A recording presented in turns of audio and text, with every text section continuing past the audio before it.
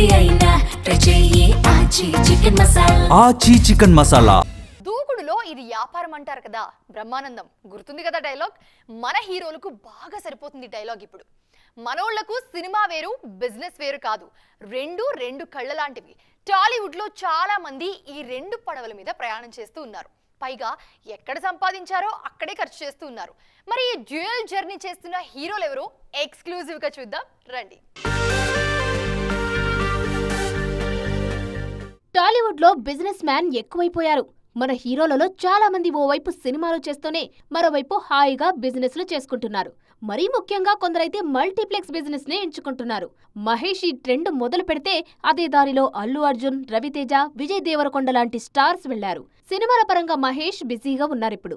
ఓవైపు వారణాసి షూట్ చేస్తూనే మరోవైపు సుల్తాన్, టైగర్ జిందా హై లాంటి మూవీస్ చేసిన అలీ అబ్బాస్ జాఫర్ తో కలిసి ఓ యాడ్ చేశారు సూపర్ స్టార్.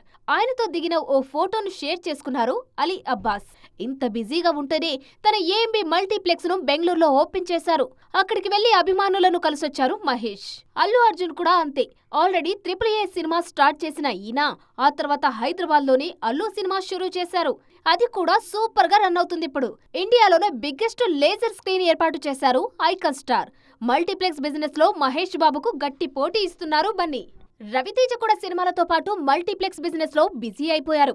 హైదరాబాద్ లో ఈయన స్టార్ట్ చేసిన ఏఆర్టీ సినిమాస్ దుమ్ము దులిపేస్తోంది. అలాగే విజయ్ దేవరకొండ తన సొంతూరు మహబూబ్ నగర్ లో ఏవిడి సినిమాస్ మొదలుపెట్టారు.